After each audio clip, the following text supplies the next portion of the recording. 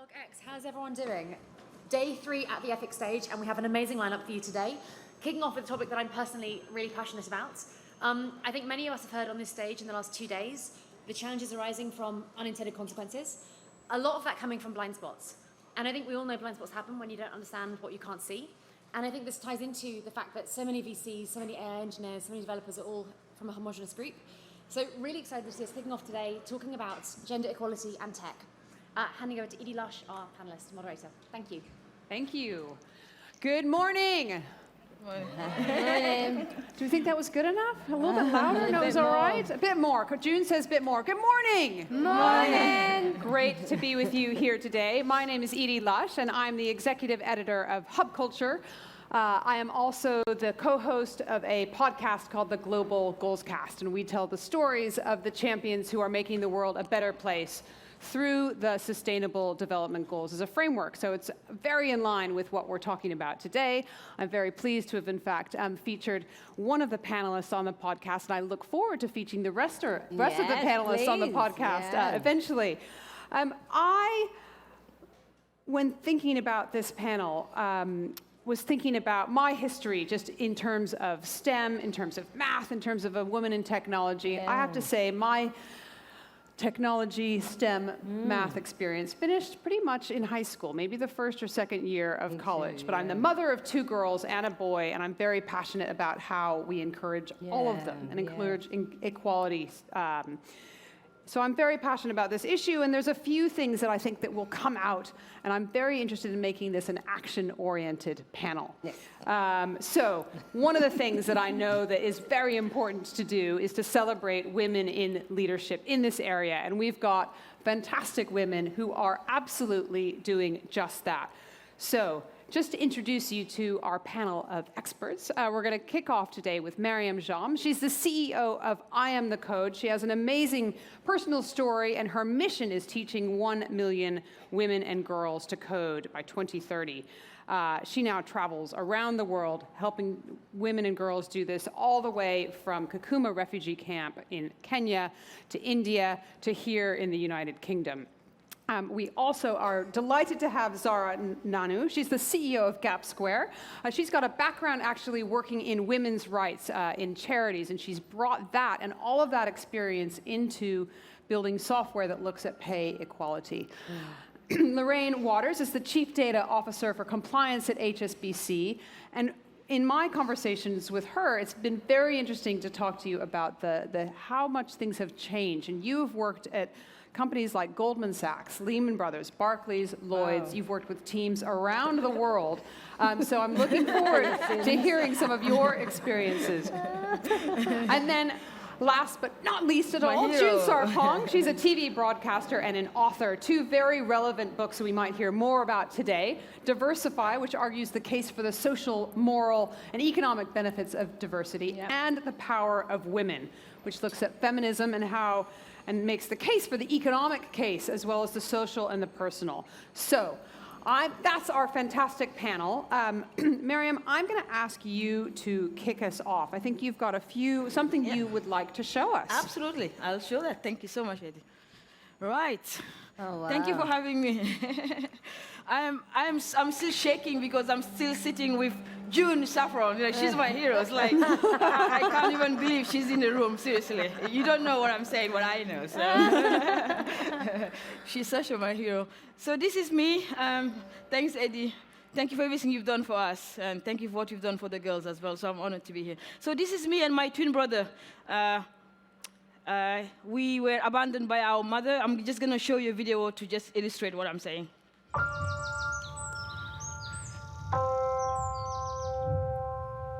Every single day I live in gratitude for what I have and how I achieve what I have achieved. And that's why I have to give it back to other people. I came from a very difficult background as a child. You know, I was abandoned by my mother when we were 5 years old. At the age of 13 years old, I was trafficked from Senegal to France. I created I Am the Code to give young women and girls from deprived communities a chance to have an opportunity in life. So our mission is to get 1 million women and girls coders by the year 2030. technology has no class, no gender, and no age. What is changing about technology is now the unusual people are having access to it. And then our girls are unusual people. They're not part of the mainstream. It's inspiring them. It's actually showing them if you have someone holding your hand that you can do this, we're inspiring young girls to dream big. Our partnership with Alibaba Cloud is to provide free courses to the African girls. By the time they finish, they all want to become scientists and pilots and coders and developers. They become proud of themselves and they become independent. Even if I can change one girl at a time, I think that I have a unique voice to do this because I have been there. Wow. Thank you so much. Thank you. Thank you so much. And this is why I created I Am the Code. As Edie said, when you have a background, the background I have as a young girl, it's time to give back to society. There's an absence of humanity in the world right now, and we need to do something about this. And I Am the Code is now in 65 countries, and we have taught 14,700 girls as of last Friday how to code. Those girls are marginalized girls. They came from where I came from. People don't know those girls, but they're extremely amazing. So I created this movement to show to the world that someone from Africa, from Senegal, my background, can actually go around the world to learn to teach girls how to code. And I learned how to code in Guildford, in the southeast of England, 7 coding languages. I'm a full-stack developer. I learned how to code because I couldn't get a job when I came to the United Kingdom. And as Edie said, our mission is to get 1 million women and girls to learn how to code. This is very important for us. Because we see young girls and marginalized girls as people who are poor and people who can't do anything. But as we progress as a society, we need to think about those young women and girls. Someone needs to do something about this. And that's my job. And those girls, they've heard, as Edie said earlier, we were the first organization to be featured on Apple iTunes thanks to Global Coast, the Eddie's podcast. And those girls are from the Kakuma refugee camp in Kenya. There are 18,000 girls in the camp, and we are the first organization to go there and teach young girls how to code. Wow. And when we go in there, it's not like a photo op. Actually, I've got a 10-year plan for these girls, and I will not give up until I get them to learn how to code, work for Google, Facebook, and Twitter, all these organizations. And one of them will become a data scientist from that camp until by the time I finish. And I'm just going to leave this slide here just to go back and join the panel. But those are the amazing girls you see. They're from Kakuma refugee camp, South Sudan, Somali, Kinshasa, and Burundi. Extremely poor, but they are powerful girls. Wow. They're extremely beautiful. And we need to do something about that. Thank you. Thank you. Thank you. Thank you. So those girls up there include some very incredible young women called Elizabeth and Abol that I featured in the podcast. They're in secondary school now in Kakuma refugee camp. Here's what Elizabeth said for us on the podcast. She said, "It doesn't matter that I'm a refugee. Wow. That is only a status, but it's never written on my face, never written on anything of mine. It will never destroy my destiny. And it's never going to determine my destiny because I will write my own destiny. I write my own story." Mm-hmm. So give us, first of all, the scale of the challenge that we face in places like Kakuma and places that you're working, and also a snippet of how you've seen some of them develop. What's the opportunity? I mean, the challenge is so huge. It is really massive. But I think we as society, we have, there's an inherent bias we have against these young women. Just like when I was growing up in my orphanage, I would never thought that I would sit on a panel like this with, with women like you. But progress is happening. Progress is happening because someone is giving voices to these young women and girls across the world. And it's just huge. Millions of young women and girls are being forgotten. And when we're designing solutions, that's why this conference is so amazing because when we're designing solutions and talking about AI, we don't even include those young women and girls, and we don't even talk about them. But when you go to the Kakumo refugee camp, or you go to favela in Brazil where we work, or the slums in Kibera or Nigeria, where you see young women who are determined to do something, but no one helped these young women. We as society, we just say, oh, we want to teach girls how to code, and it's all fancy and it's all cool, but actually, if you think about it, in the next 10 years, who's going to be teaching these girls how to code? How are they going to be part of, the mainstream? And I think this is my biggest challenge right now. And how do I get the world to understand this is happening? And I think that the point is that the fact that we are now going across the world to tell government and private sector and investors, in the next 10 years, if you wanted these girls to work for your company, you have to hire them. You have to invest now, up to now, because otherwise it's never going to happen. So we're working towards this, and I can see, slight progress, but I'm just trying to tell the world, don't see this as a kind of the world, we're going to teach girls how to code, STEM, there's a problem. Actually do something about it. Yeah. So that's a really good point to bring in you guys. June, let's start with you. In your book, you give us the business case for women. So give us some of the hard statistics. Give us why it's such a good idea. Yeah, of course. So there's a fantastic study that I would recommend you all read by an organization called The Pipeline.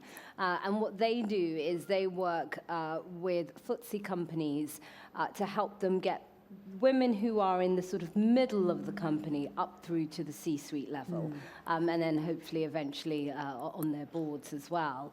And so the data that they did showed that out of the FTSE 350 companies, the companies that had at least 25% of their executive committee female outperformed their competition by 35%. So just making sure that your executive committee, and this is often, this is where you begin the sort of progression pipeline. When you're on the executive committee, you're on that track to go very high up within an organization. And often women don't get onto those committees to be making those decisions at that senior level in a business. We all know the gender parity report from McKinsey's and all of the data from there.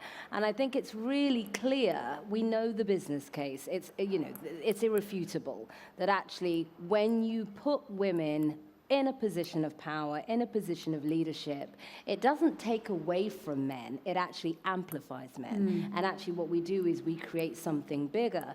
There's another fantastic study by a man called Tom Malone at MIT, and he runs the Center for Collective Intelligence. And what they do is in the way that you can measure individual IQ, they wanted to see if you could measure group intelligence.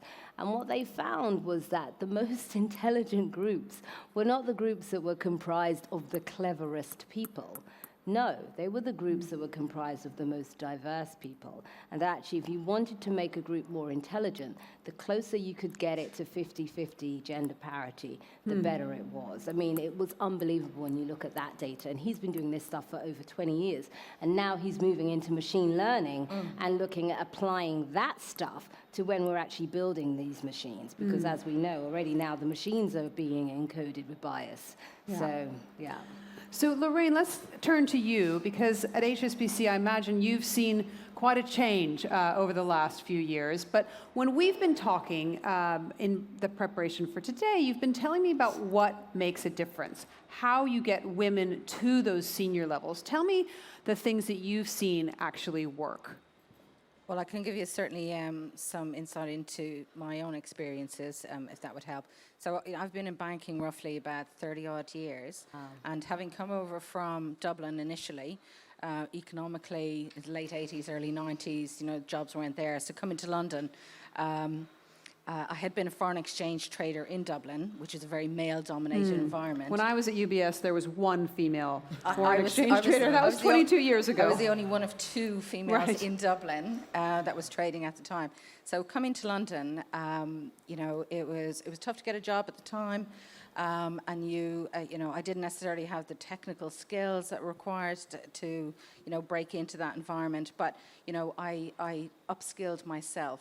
And I didn't have a sponsor or a champion like yourself to kind of help me to kind of learn to do that. But I took responsibility for my own development and started to upskill myself. And I think that's really important. Another thing that I think is useful for women to do is to take the opportunities and take the risks as they arise. I think we often hold ourselves back. I think we are not necessarily able to do the job to the fullest extent. Do it. Within 6 months, you'll be flying. And I certainly took the opportunities and took the risks and, sort of moved up through those ranks. And another bit of advice would be, just make sure that you are at that table. You deserve to be at that table where you're making the decisions. Even now, a lot of the rooms that I walk into, a lot of the meetings I walk into, I am the only woman at the table. Even now? Even now. But, again, moving up to that C-suite level, you're not getting, we're starting to get the pipeline coming through, and we're starting to get, as you say, from that book, people moving up through middle management into C-suite. But it's only really in the last sort of 5 to 10 years where we've had the 30% club, and we've been trying to promote women onto boards and into C-suite jobs, that you're starting to see them coming through. But, when you are the only woman in the room, own the room. You have a right to be at that table, and, never give up your chair at the table, never sit at the back of the room. And, that would be the advice I give to you. Okay.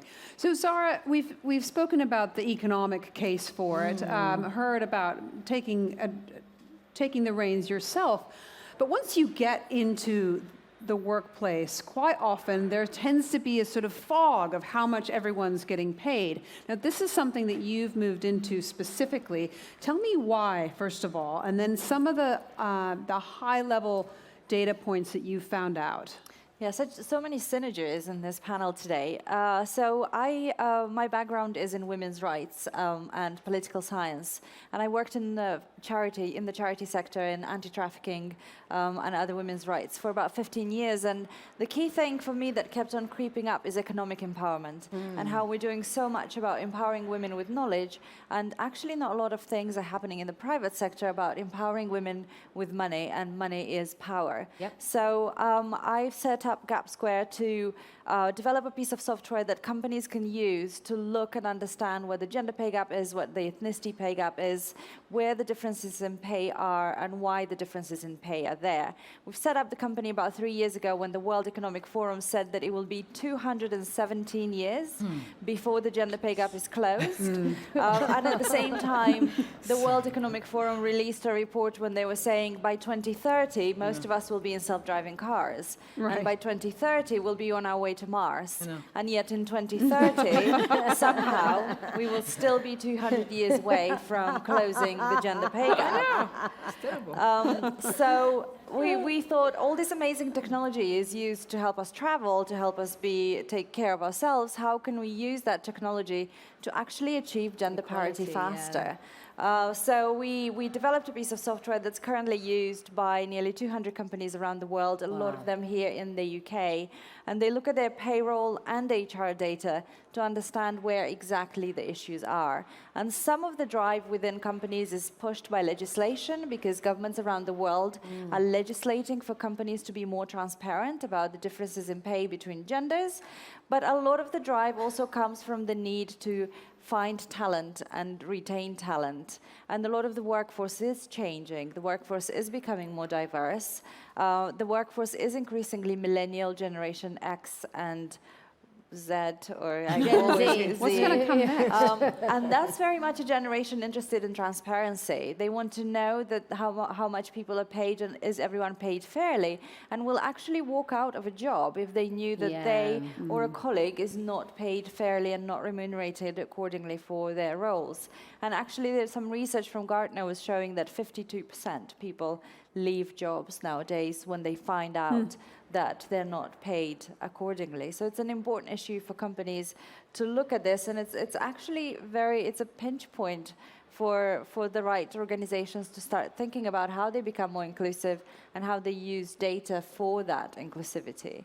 And one thing that we see is gender equality is often very emotional, and very political in an organization. And you get into a lot of debate around quotas, targets, positive discrimination.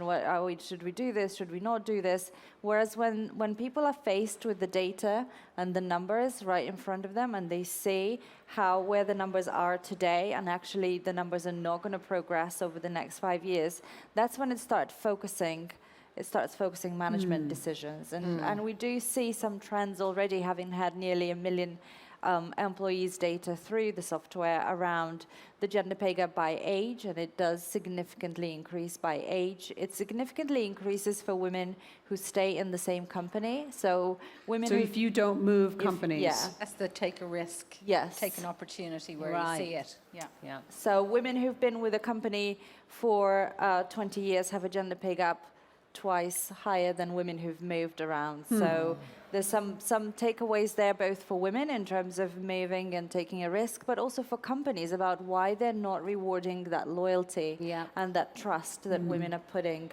within the company. So yeah, there's a lot more. of We'll trends. get into Yes, some there is. more. So one positive thing that I do see is that you often see organisations now publishing an annual diversity report. And we certainly do at HSBC, and we've published recently a technology manifesto, and we lay out what our plans are and how we plan to make our workforce more inclusive, diverse and more inclusive. Google started producing their annual diversity report a couple of years ago, after our friend Una King went there as head of diversity and inclusion. And I would also encourage people who are, looking at moving to a company to investigate that.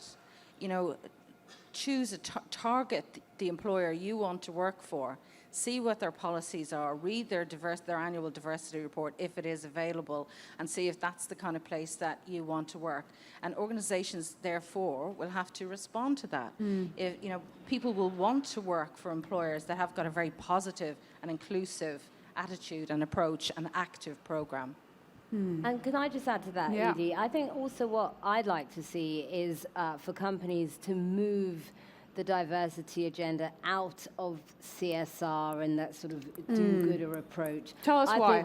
Because the problem with that is you then see it as a charity case as opposed to a business case. I think it needs to be in R&D. It needs to be seen as a form of innovation. If you want to future-proof your business, if you want to be around 100 years from now, then you've got to get this right, because number one, the world is changing. Emerging markets, if you look at countries that were once former colonies of the UK, they are soon going to have bigger economies than the UK, if you're looking at somewhere like India.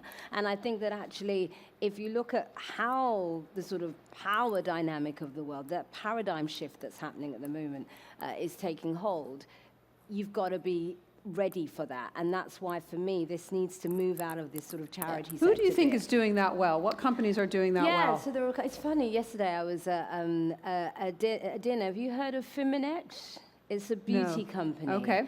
And Gilbert Jasco, I think I can't say his surname, who's the CEO, and he was going into, this is a company that makes over $4 billion a year. Every cent that is produced in the world, they own something like 70% of the scent market. So whether it's the scent in a chocolate or in a perfume, they are the company that provides this technology. And what he decided to do when he became CEO was to make diversity a priority for the business. So it's not just gender, it's not just ethnicity, even in terms of disability, because they're in the scent market. Obviously, people who are visually impaired have heightened senses. So 30% of their workforce is blind. I mean, this is amazing, the kind of stuff that they're doing. And I think that actually, rather than seeing different forms of diversity as some sort of impediment, see it as an asset. What is it that this person brings to your business that you wouldn't have otherwise?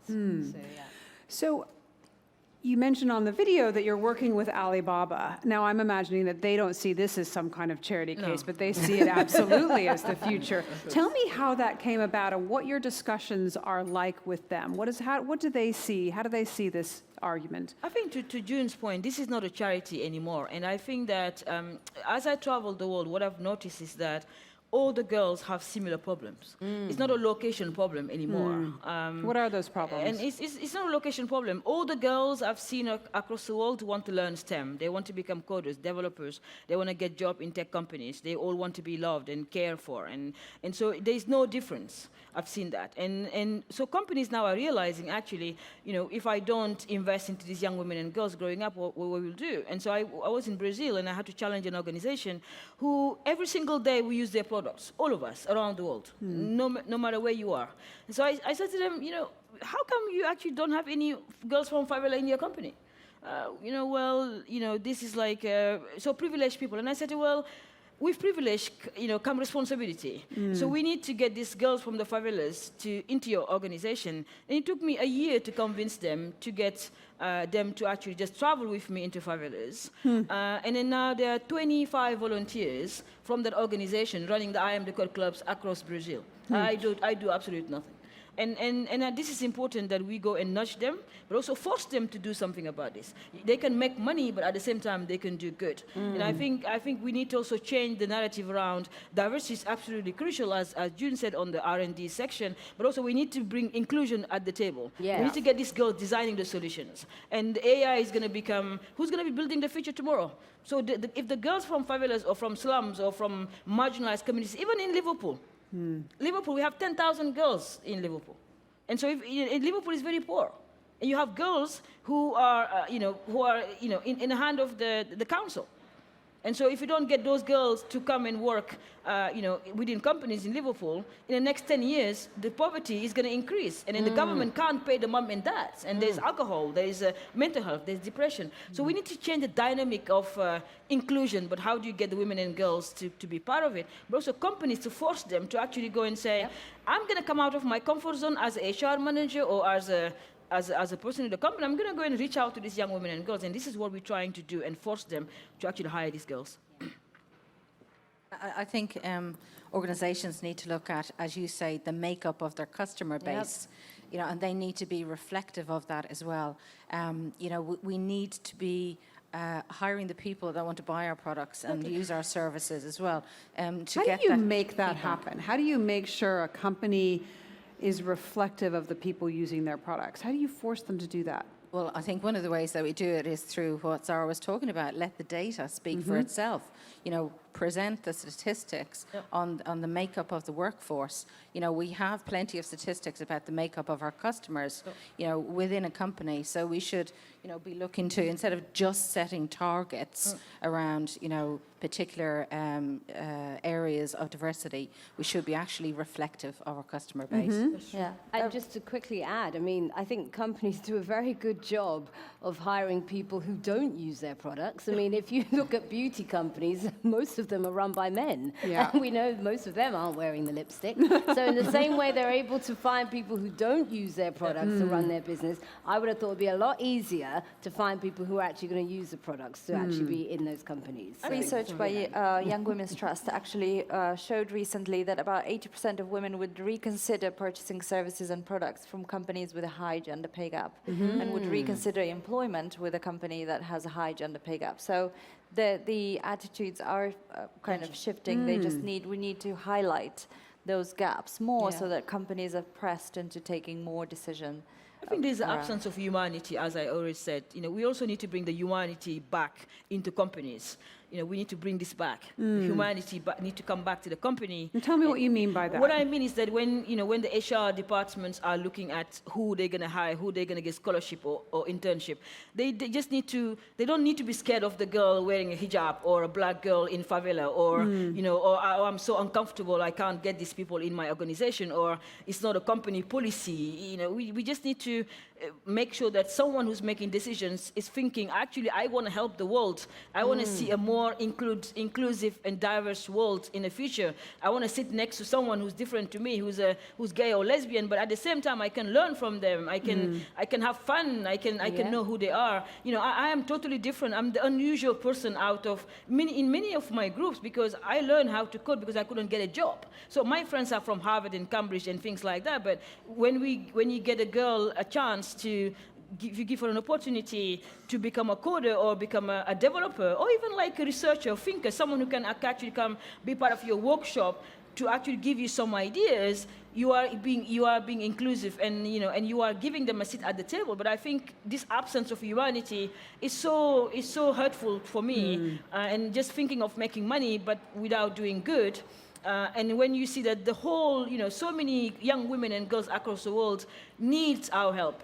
They need our support, but they don't need charity. They need someone to hold their hand and say, come and work for me. Let me give you a 6 weeks internship. Let me give you, a kind of like, a work at my company. It's really important that we start thinking about this. I love this idea of global feminism, which is a concept that Bell Hooks originally talked about. Annie Lennox is championing it. When I interviewed her, she said, it's a thing that everyone can get behind, whatever your view originally of feminism, however you've been affected by Me Too. Actually, if you can stand up for the rights of women and girls from less advantaged parts of the world, it's not something that no one can detract but from. Edie, what you need, if you just think about it in this room, what we need is your time. Just forget about money a little bit. Just forget about capitalism. Your time, your heart, your intellect. And your connections. That's all you need to help a young woman. I am the code without anybody's money. But I know that I've got connections and people who actually can say, I'm going to give 1 hour of my time. I've got time, I've got connections, I've got my heart, I'm empathetic and compassionate and kind. I'm going to help them. So if we're going to change society in the next 10 years, and we talk about the global goals as the theme of these events, we really need to think about people properly. So go on, Zara. I was just going to say that this actually spans into the startup area too. So in terms of tech startup companies, British Business Bank last year showed us that for every £1 invested in the UK, only 1p went to female-led tech companies. And this is 1%. Only 1% of the total VC funding in the tech startup sector went to female-led businesses. And as someone who runs a tech company who hasn't got an investment but actually has a market and clients, I can testify how difficult it is. Tell us how difficult it is. What's your experience? So the key thing is that there's this amazing research that was eye-opening, because I read it and I was like, so that's what's been happening to me, is that men and women pitch in the same way when they pitch their companies and the tech ideas to investors, but then investors ask different questions based on the gender of the person who pitches. So they ask men positive reinforcement questions, and they ask women defense questions. Like what? Questions. So they'd ask men, how is this market going to grow in the next 5 years? So you get to talk about how this market is going to grow, and therefore how your product is going to grow, your service is going to grow in this market. They ask women, how are you going to compete with your competitors in the market? Because it's a very tough market, and you have some big players out there already. And I can absolutely testify this is exactly what happens in terms of being asked defensive questions. I did a pitch yesterday, and it's just trying to get into the mindset of, okay, they've asked me a defensive question, how can I answer this in a positive reinforcement kind of way? But because the questions are coming at you quite quickly, it's really difficult to balance that. But the difference in questions makes for the difference of information that they get from the pitch, and therefore the difference in decisions about who they're going to back with money and who they're not going to back with money. And therefore, then we get the products and the tech solutions that are built entirely by men, and you have teams of entirely male. White male, middle-class Californians deciding on when and how we're going to do our shopping. As a white middle-class Californian, I will apologize for my people. But interestingly enough, AI has a gender pay gap that is 3 times higher than the national average. Really? Yes. So 3 times. The World Economic Forum did a research last year to identify the sector with the highest growing gap in pay, and AI is right there. Interesting. Despite the fact that it is AI and should be analyzing itself. Well, how about that? On your defense, you are a white privileged woman who are giving back to other people. I'm trying. So, so with privilege comes responsibility.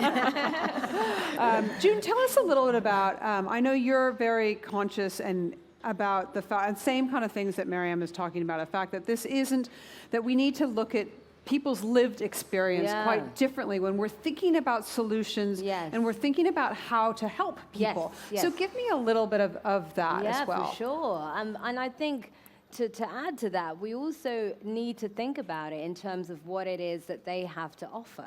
Because if you look at what we've done so far, the wonderful thing with inequality is we know what works and we know what doesn't work. So in terms of what we do for privileged white men, we send them to great schools from an early age. They then go on to great universities. There they build networks. Then once they get into the world of work, they have sponsorship. They have a clear progression pipeline. And therefore, they're able to fulfill their potential. Now imagine if we were doing that for everybody else in society, and what would be unleashed as a result. If you look at the problems that we're dealing with, climate change, this is something that's going to affect all of us. Yet we're only accessing the potential of a tiny, tiny percentage of society who actually cause the problems to try and find the solutions. And so these are the reasons why we really now need to start unleashing the potential of everybody. And so what I would say to that is also making sure that you're aware of the hierarchy of inclusion, in that we know how society functions in terms of who's at the top and who's at the bottom. And it's important you know where you are on that ladder, so that when you're fighting for equality, you're not just fighting for people like yourself, you're making sure that you're bringing those that are behind you on that ladder up as well. And I think when you know that, when somebody comes to your organization, you're not looking at them with the lens that you judge someone else who's from a position of privilege. If you take somebody like Miriam's story, the resilience that you have, what you've had to develop to survive to be here, I'm sorry, that's worth more than any Oxford degree. And I know a lot of people at Oxford, and I work with Oxford. So this is the kind of thing that we have to start completely valuing. Because if you're putting somebody like that into your organization, if you've survived a refugee camp, my God, if the stock price goes down, you're not going to be having kittens over that, are you? So this is why we have to understand people's lived experience to know what else they bring to the table. It's true. And also as well, I think your point about the power of networks is really, really important. You know, we are starting to improve the availability of better schools and better education for our girls, and you know, to sort of bring them in through the pipeline of work. But once they're there, we as women, clearly all of us sitting here, are wanting to bring these girls and these women up through the ranks, and you know, open those doors for them if we can, give them the opportunities that we may or may not have had ourselves. But you know, every single person in the room can do that, even just for one person. You know, ideally for a lot more, put yourself out there. But one is enough. One is enough, you know, to help along that way. And I think, you know, that's a commitment that we can all make that doesn't cost any money. I think one of the thing we should all ask ourselves every day is that when you were on this planet, what difference did you make? Yeah. And this is really important. Every single day when you wake up, you have to ask yourself this. You know, I am now part of the privileged people because I live in a council estate in Guildford, in the southeast of England. And when I came here, I couldn't speak English. I was doing cleaning jobs, working bars and hotels.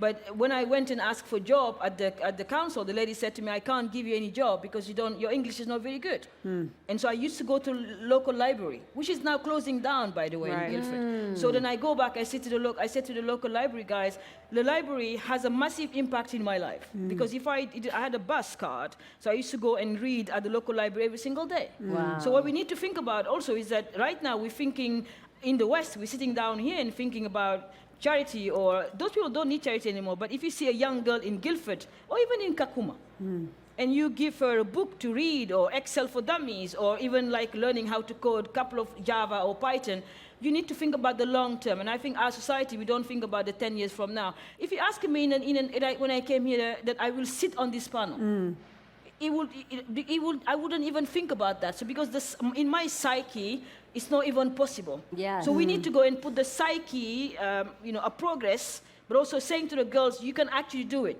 So many young women, we were growing up looking at June. When June was on MTV, we're looking at people like her. And look at 10 years, so this is true. But 10 years from now, we're sitting on the same panel as her. It means progress is happening. But it means that someone gave us an opportunity. The UK gave us a safe space for the girls. So we really need to think about long term, think about humanity and how we can help people. But we need to go and put the stamp of excellence at the table. Otherwise, these girls, they will never sit at the same panel as me and you. It will never happen. Yeah.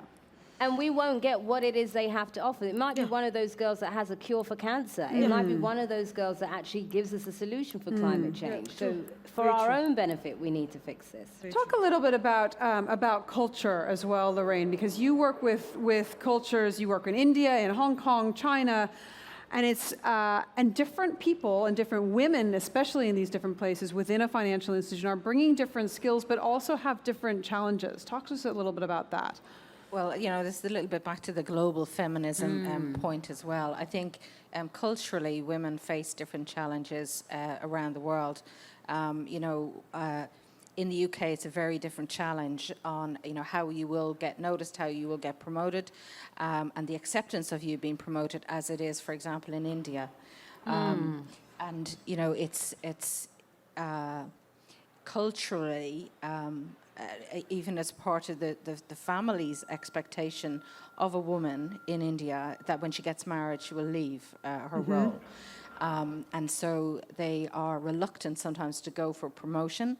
And also it's very hard to help a woman map out her career path if she knows at some point that may be in her future. I have worked with many women in India, talented women that have come to me and said, can I move? Can I move country, literally, to be able to continue to do my job and to continue within my career? And, thankfully, as a global organisation, we've been able to help and accommodate that, with the support of their Where husbands. did they go? To Singapore, actually. Right. Yeah. One particular woman I'm thinking of. And, is a very senior manager now. I'm so delighted with that. And has never gone back. And has never gone back. Has gone back to visit and has kids and everything, but did not have to give up her role and is in a more senior position to her husband now. Yeah. So, that was one thing I could do for one woman. But you just need to be culturally aware of that. And in different countries, people need different levels of support up that ladder and to be given those opportunities. Zara, what does the data tell us about when women are at higher or are paid higher within a company? What does that do to the entire company? So it's an interesting one because we just finished a research project where we looked at departments across lots of companies around the world from the data that we have. And the one thing that stood out is that if you increase at least by one the number of women in the top 10 people in the department, both the mean and the median gender pay gap decrease. So it would make sense for the mean to decrease. That would be statistically, that would make sense because you put a woman in a higher paid role, therefore that impacts the mean. But the fact that impacts the median means there's more happening in terms of equality and in terms of leveling the playing field within that department. And that happens if you add only one woman into the top 10. If you add another one, then it gets even better. So there's interesting things that we're starting to explore around that and what it means for companies and how they can actually address the issue of inequality in pay, but also workforce presence in different departments by doing really small changes. It doesn't have to be dramatic, let's get rid of half of the employees and employ only women. It doesn't have to be that. Give us some of those incremental changes that companies can make. So, I mean, the key changes specifically in tech are around recruitment and career progression for women. And it's about how we think about people that fit in certain roles. And when I applied for my first job 20 years ago, now I'm showing my age, I used the CV to apply for that job, and in the CV I have to outline like what specific little jobs I did and what courses I did at university. And 20 years on, we still use the CV to help people, to get people to apply for jobs or progress through their career, when it actually says nothing about how these people will adapt when the stock price goes down, how many kittens are they going to have if their team changes. So it's more about how companies having to rethink how they employ people in the future, and how important is it actually to have that degree from Oxford? Is it really important that you come from an old boys network so that you can perform this job really well? Or do you need to have adaptability skills that will mean that you can adapt to change? Everything else is learnable, and companies are actually increasingly catching on to that. And if they want to have a workforce that is fit for the future and actually loyal and trusting and helps them build profit and build products that work for all, then that's what they're increasingly starting to do. Revisit employment, recruitment, and revisit what career progression means. I think this is the bias organization have when you talk about refugees and marginalized girls and people without education. It's, oh, we can't hire them because they don't have this education. But I know full stack developers, coders, people who can actually talk to computers, who come from a very difficult background and they have no privilege at all. And the girls in Kakuma are now data entry people. So you have to think about this. So 75 women are sitting in Afghanistan right now in Kabul doing data entry for the UK Army. So we have 14,700 girls who all know how to code. And they all didn't come from Oxford or anywhere. Yep. And so I think in the future, the whole workforce will be totally, it will change. Because you're going to have, people don't need to know I'm from Kakuma. Then to learn how to, I just need to have my laptop and my internet, and I can code Java or Python or Ruby. I can become a UX designer without you knowing where I come from. Yep. And so we need to change also this mentality of who we're going to hire. Do we need just like the hoodie guy and sitting down in a kind of like cool office in London, or do we need someone who's from Kakuma refugee camp, or from Jordan, from Lebanon, from all the places around the world with amazing intellect and resilience and adaptability, and they don't have internet the whole day. So my girls don't have access sometimes. How much do they have? 5 hours sometimes access to internet, and they don't have water, and they're in a heat. Oh my God. In a heat, in one single space. But they go and they learn, they articulate, and they can code. So, but if you think about the next 10 years, who will be developing your website? That's the reason why Alibaba, I didn't want to skip your question, but the reason why Alibaba came to us, because they can see the future. Yes. They can see who are going to be the next AI girls, data mining, and they're giving us courses for these girls for free. And content. What is are they also teaching key. specifically? What do they see that's important to Data teach? scientists, yeah. Okay. So they get you. Our girls are data scientists. They want to become data scientists, and then they want to become bloggers. And so they are now typing. At the same time, they now doing data mining as well. And I know that And you coding. work with them to help them code for the goals, right? They are coding solutions Global for goals. the biggest problems that not only they face, but in fact the world faces. Tell me some of the Exactly. things that they come to you with. I mean, sometimes it's really heartwarming. So the girls, they have hackathons. They have 2 days hackathons, and they develop solutions from climate change to corruption. Wow. And you just give them tracks and challenges, and this is not a normal hackathon you see in London and all fancy and food and beer. No. I'm sure Sarah No can pizza, tell you more no. about the hackathons, because Sarah knows how to do that. But no, they are real hackathons, and the girls are developing solutions, pollution solutions. Like the girls in Brazil, they are teenage mothers. They have children, unfortunately at a very early age. And the girl said to me, I don't want my son to die. And so she's now developing pollution, toxic solutions. And in Liverpool is the same. In Senegal, Senegal, because they heard I was trafficked, they're developing human trafficking apps. And those solutions the world needs tomorrow. Absolutely. For But sustainable today, living, and then so the global goals, we all talk about the global goals for the next 10 years, but we're not even including the marginalized communities, to have these conversations. So the girls are developing solutions for tomorrow, and then you will see, I promise you, that they will become data scientists, they will become entrepreneurs, and they will do amazing work. But we need to include them in the conversation. Amazing. June, talk to us about what you've seen as a result of your books. Are you seeing any change? Because you've been talking to people, you go and talk to companies on TV. What's been the reaction, and what actions have you seen people take as a result? Yeah, so the thing that I've been most moved by is, number one, the level of openness I've seen around at least having the conversation. I think most people don't know what to do, and those that are from the dominant culture or in a position of privilege are frightened of saying the wrong thing or being seen as offending someone or being xenophobic or whatever.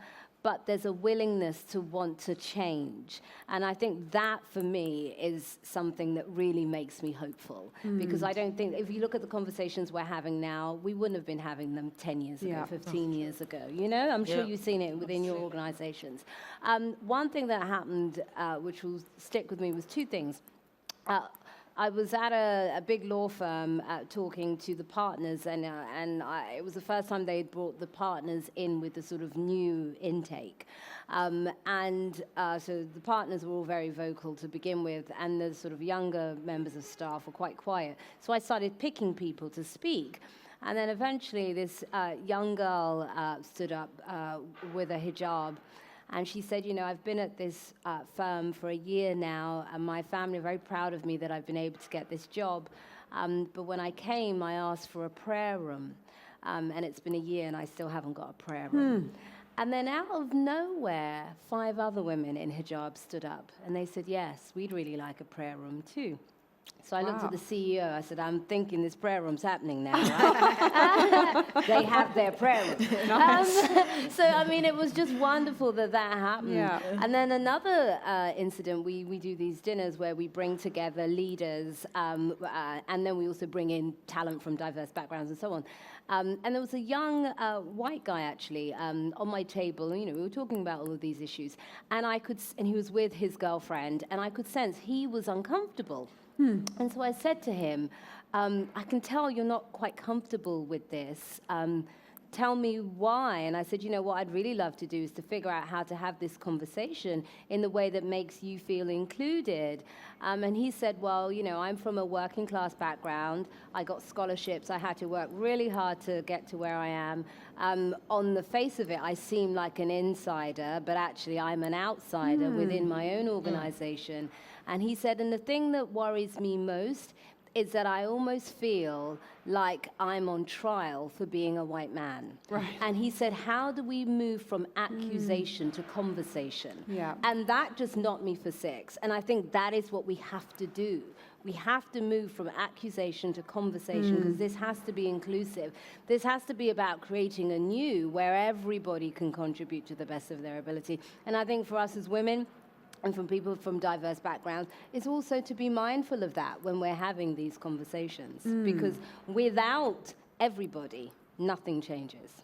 I agree. Yeah. So we're running short on time, but I want to get you guys to give the audience a challenge or an action that they could take. What would you like them to do to further this conversation that we've spoken about? Lorraine, do you want to kick us off?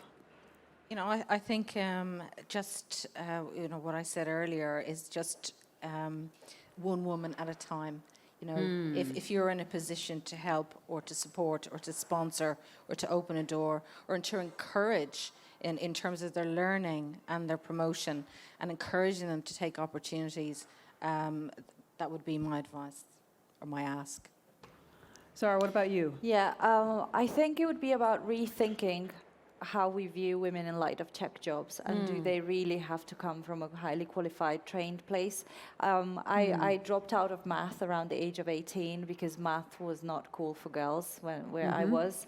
And if you would have told me then that I'd be using statistical regression models at nearly 40 to look at pay data, I would have laughed in people's faces. And yet I did that later on in life. So it's important to rethink how we view women in these roles, and we don't necessarily have to only think we have the pipeline of younger women coming through, which we do, and it's really exciting.